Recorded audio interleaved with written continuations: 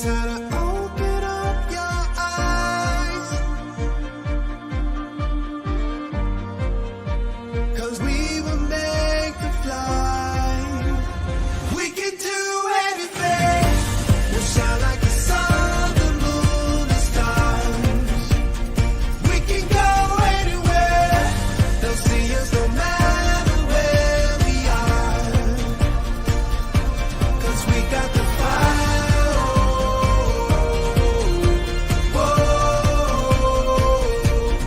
We got the fire.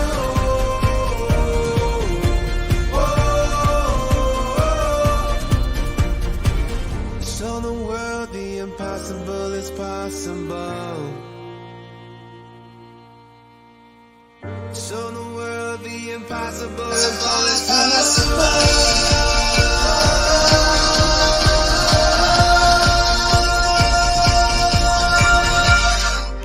There's a moment when you understand.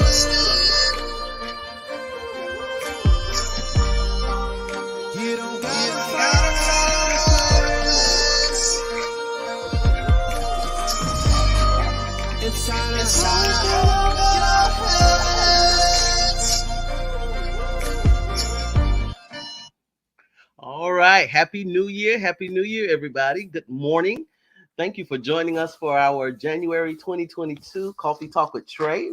We're going to recap our Board of Education meeting that happened on yesterday. And so thank you for joining us early this morning. And if you have any questions, comments, concerns, please put them in the chat.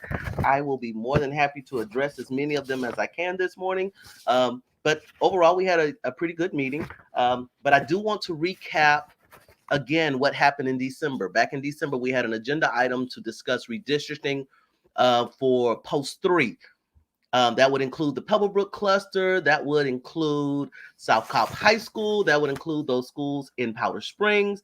And so we were able to get that done, get that agenda item in, and we started working with our district staff. We are still working with Mableton Improvement Coalition, and their education committee. We're working with the Austell Community Task Force and their education committee, and we will be working with Powder Springs Task Force and City Council about some of the things that are happening in Powder Springs as well. So we're excited about that. We've already had one meeting, Dr. Howard and I, with our district staff as well in regards to just some ideas and trying to get some data together and look at numbers here and look at numbers there. And so we have several things that are on the stove cooking, waiting for the water to boil. So we're excited about that. Good morning, Ray. Thank you for joining us this morning, Ray with the Mableton Improvement Coalition. Who else we have this morning? Larissa, good morning and Happy New Year. Hope all is well with you and your family. And so we're going to slide through this morning and get this done. We're excited. So let's see. We're going to start off with, you know what? I think it's best if we start off this morning with the agenda. And so some of the things that took place on yesterday, as we always do, we go through our monthly financial report. And we were able to talk about even the fiscality of not just the school district, but the state of Georgia, and talked about how we're in such a good place fiscally. And so we're excited to hear that, because that just means that we're going to be able to get more things done. So we're excited about that. We were able to purchase 25 buses on yesterday. That got approved to purchase 25 buses. So we're adding brand new buses to our fleet. Looks like every year now. So we're excited about that. We also had an easement project, a utility easement project out at at the new East Valley Elementary School. Excited about that. Just some construction work that needs to be done. We also closed out a couple of projects from SPLOST that we have done at several of our schools. And so that capital outlay project closeout was completed, and the resolution was done on those. In addition to that, we had some modification of the existing school attendance zone at North Cobb High School and at Kell High School. And what we've done is we've taken a place that was adjacent to Kell High School, where those kids were feeding into North Cobb High School. And so what we've done is realign those lines so that now we're kind of redistrict those kids back into Kale. And that is pretty much what we're going to see happen as far as redistricting in post 3. We're working on something that looks similar to that, and in addition to some other things, but that in particular is what we're working on. What else did we do? We so tap. So this is a post 3 item that was on the agenda.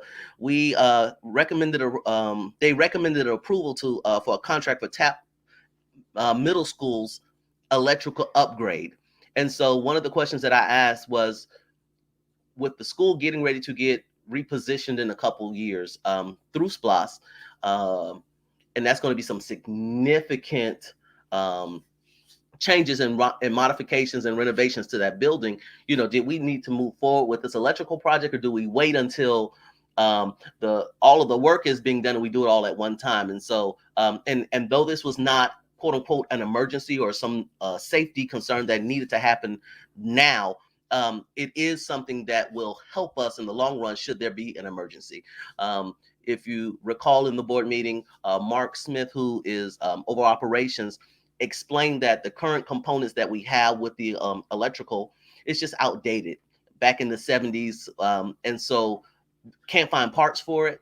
So if something was to happen and there's no manufacturer that's still making these parts and things of that nature, we would find ourselves in a situation. So therefore, it was just feasible to go ahead and move forward on this and get it done now. And it will not necessarily compete with the project. It will just only enhance the new project that's going to happen with SPLOST in the future. So we got that done and we got it approved. And so we're going to move forward with that as well. One of the main big items that we discussed yesterday in the board meeting, we did have a revision to board policy BCBI, which is the public participation in board meetings. Hold on, before we move on, Erica says, how do you get them to inspect the schools? Erica, give me more. Let's see. Give me more. I'm not sure exactly what is it that you need. Give me more. You can either inbox me or you can call me, or you could type it here and I'll be able to help you with that. But we had a revision to the board policy BCBI, which is our public participation when people come to our board meeting monthly and they ask to speak in public comment. And so if you recall, sometime last year, we decided to move to a digital format, just so that we were trying to make it more convenient for people to come and to have public comment. And and unfortunately, it was some challenges with that process. At times we would have 15 people sign up, but 10 would show up. And so that would limit 5 people from speaking. And so there was just, number of concerns and challenges with it. So what the superintendent recommended was to go back to the original policy, where we removed the online sign up altogether.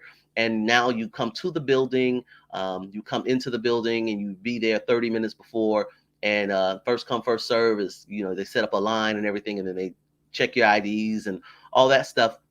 And then we'll allow you to participate in public comment. I believe it is limited to 15 people getting 2 minutes apiece.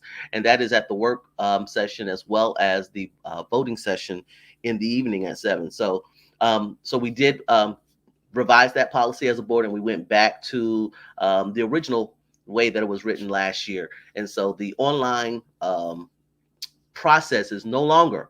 So those of you that will be anticipating speaking in public comment, and again, we appreciate when you come and to share with us, make sure you're there 30 minutes early, bring your ID. There's a couple of other qualifiers there as well that you want to make sure that you are aware of, but you will be coming in person to sign up moving forward starting February. So that is the big change as far as policy is concerned. There was some concern in regards to some of the qualifiers, and we'll get into that when we get into the breakdown of those that came to speak in public comment. And so let's see, what else did we have? Next month, we will be announcing our liaisons to the Facilities and Technology Citizens Oversight Committee. Our chairman, Chairman Chastain, asked the board to have those items ready for next month. We're ready to go. We will be sending 2 strong community members to represent Post 3 on the F&T committee. And so those of you that know, I think she calls herself the Maverick, Jackie Mumphrey, the real estate maven. She will be representing us on the Facilities and Technology Citizens Oversight Committee again. She served last year and did a wonderful job. And then this year, we have a new person joining us, and that's Michael McNeely. And he lives in Mableton, and he's currently serves on the Mableton Improvement Coalition's Education Committee, and engaged, fired up, and ready to go. And so we're excited to have him join us this year. If you remember last year, we had Miss Uriel. She had joined us on the F&T committee last year, and she did a wonderful job, but she has decided to run for public office. And so congratulations to you. And so she will be running, I believe it's Senate seat 33 here in South Cobb. And so thank you for your service to the Facilities and Technology Oversight Committee, and for serving Post 3 for last year. We really appreciate you and your engagement with the county and making sure that we had oversight on those SPLOST projects. So we thank you for that. So Mr. McNeely, Mr. Michael McNeely will be replacing her and moving forward. So we appreciate you guys for serving, and we'll officially announce those next month at the board meeting, and then they'll work on a schedule, and you guys will get tuned in as to what's going to be happening with that. Okay. All right, let's go to public comment. We didn't have too many in the work session, but we did have about 10 in the evening session, and so we're gonna get into that.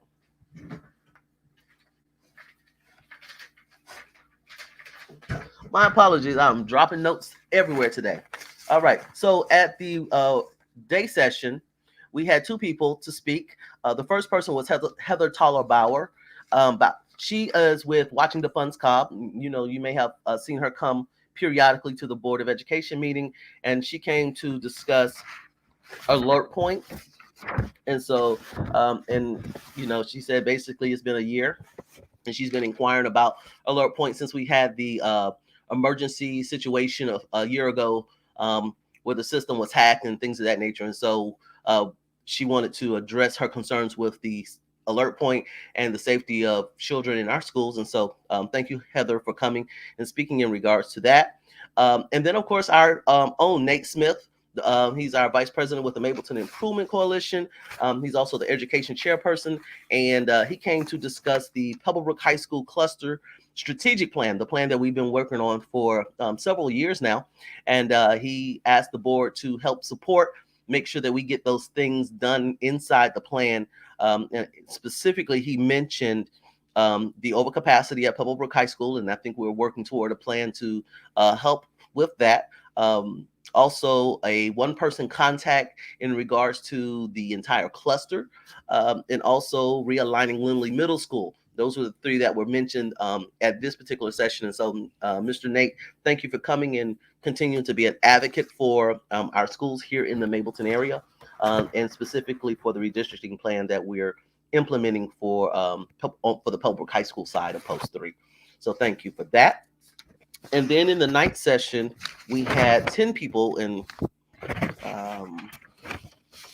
starting off with Miss Laura Judge. Miss Laura Judge has, she's also with Watching the Funds Cobb, and she has been coming periodically to speak to the Board of Education, and we appreciate you coming.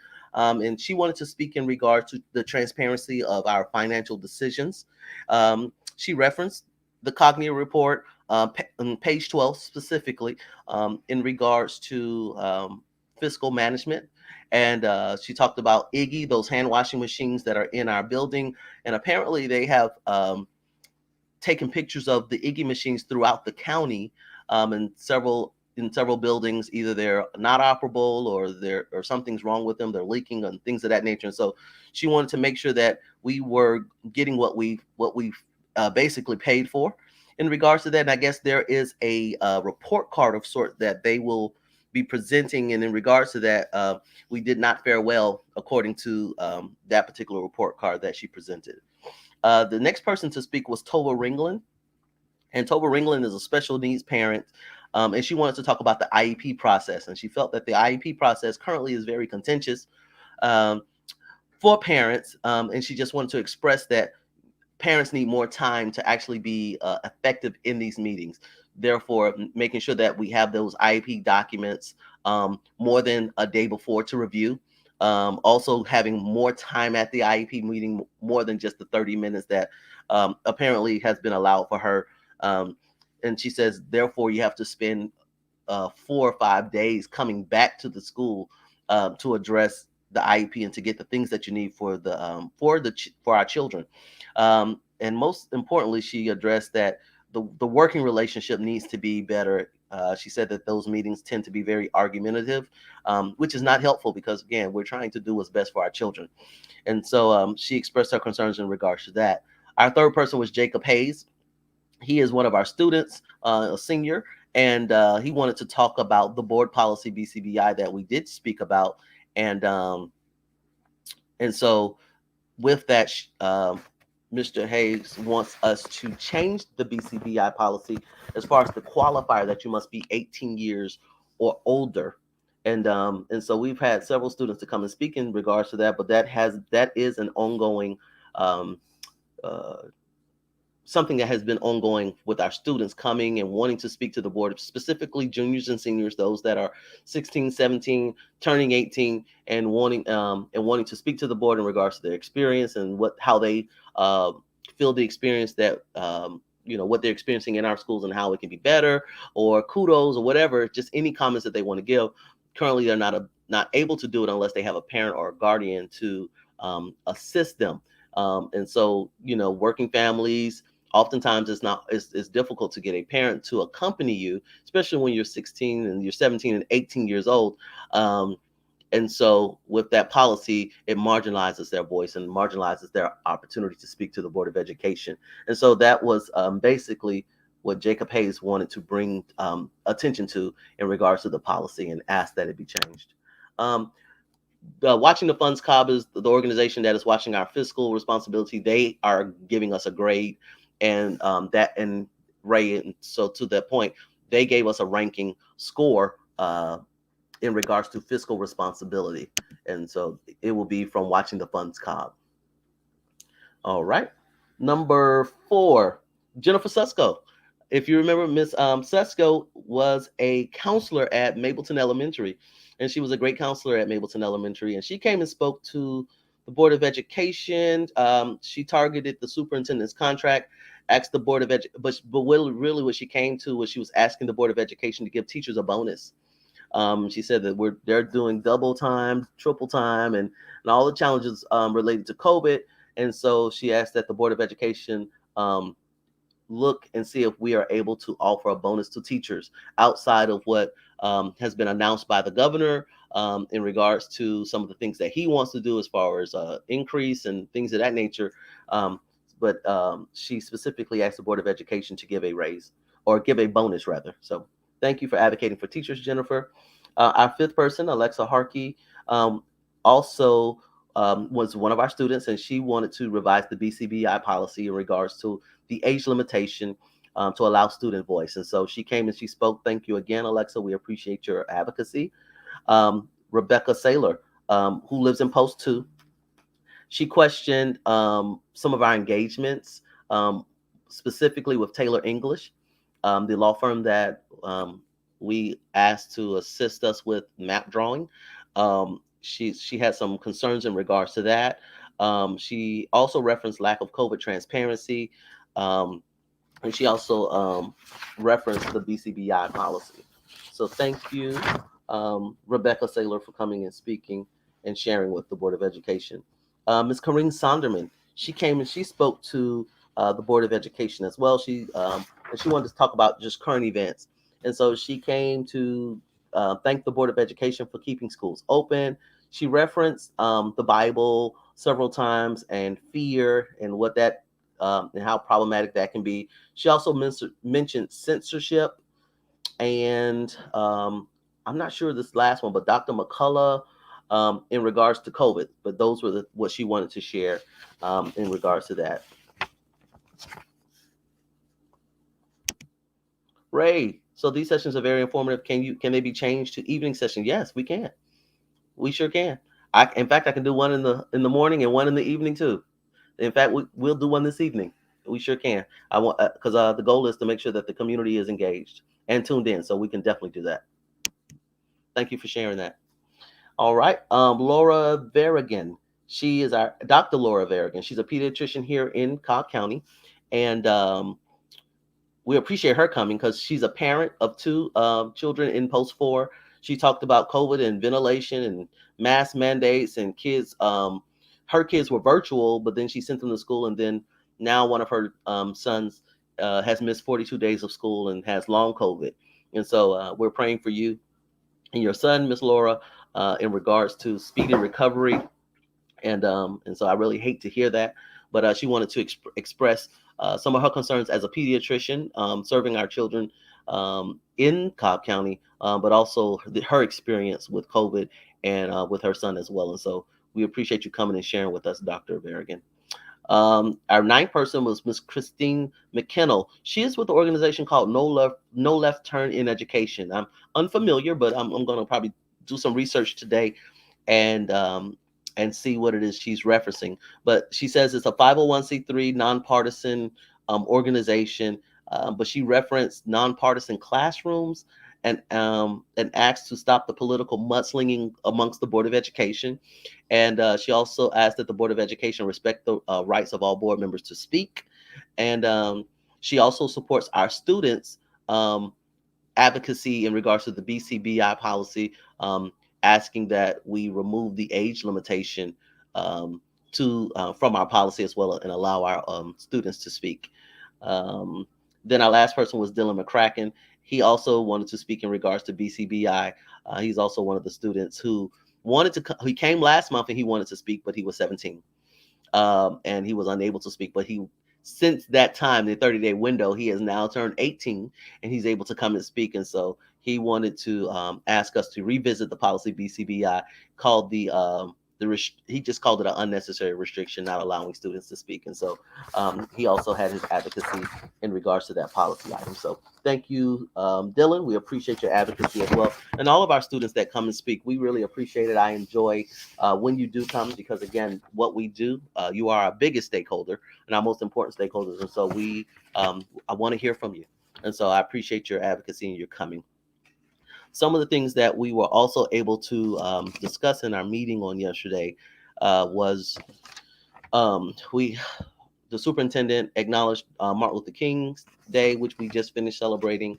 And he also acknowledged that January is Georgia Gifted Services Month for our gifted students. And if those of you know, when we talk about special education is not necessarily those students that have challenges and that are receiving services for that, but also our gifted students are also considered special education, and they are also part of that same framework. And so this month, we will be working on that.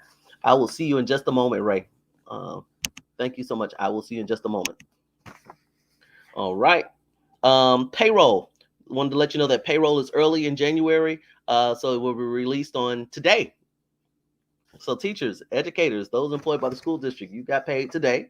And if you know, December and January, there's a different pay schedule than what we're usually used to accommodate holidays and different things like that and not having such a large 6-week gap. So just to let you know that was also happened today.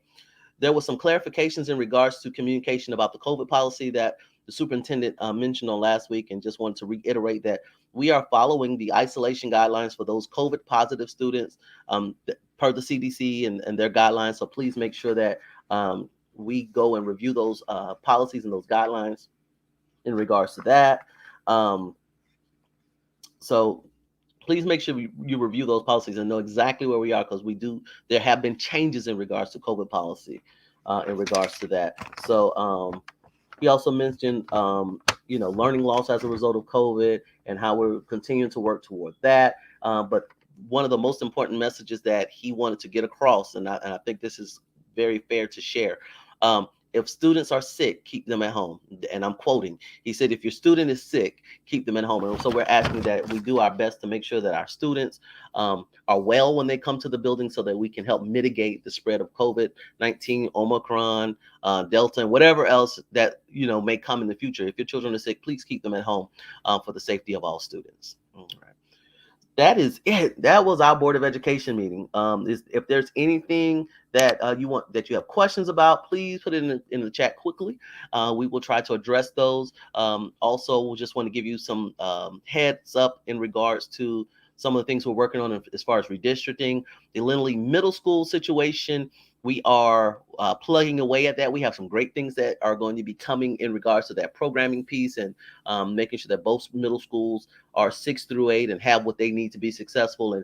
And while we were, I wanted to have a quick timeline. Let's get it done and get it ready by August of this year. That may not be the case based on some of the great things that we are putting in place. It may be another year before it is finalized, but I want to reassure you that what we're working on is excited. And once we have really nailed it down and we're done and we're signing off on it and getting ready to present it to the board, or just present updates to the board, I'll be making sure to update you as well. But if you have any challenges or any concerns in regards to that, in the meantime, please reach out to me.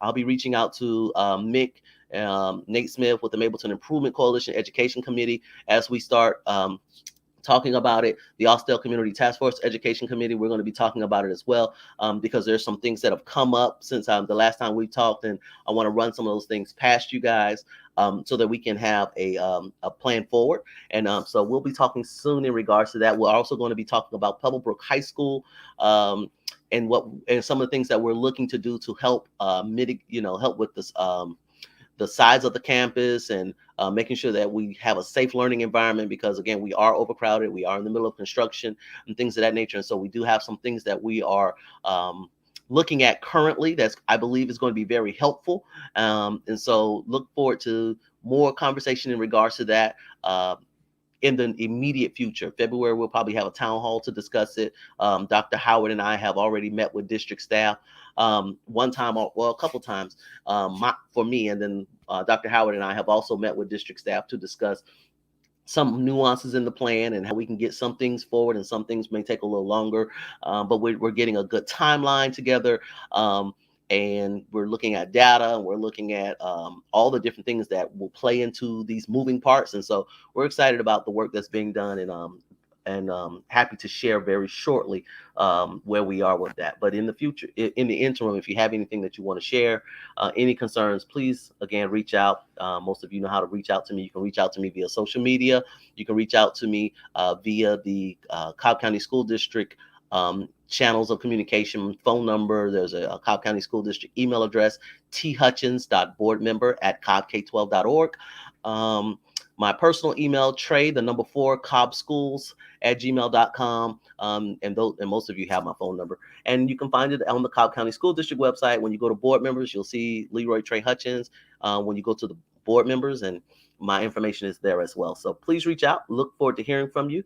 And until then, please, y'all stay warm. It is getting cold, and stay safe. We're still dealing with COVID and Omicron and everything else at the moment. So please stay safe. Please stay warm. If your children are sick, keep them at home. Make sure they are well before they enter the building again. And love each and every one of you. And until we meet again, we hope you are safe. Hope your families are safe, and all is well. So again, Happy New Year. We'll see you in the immediate future.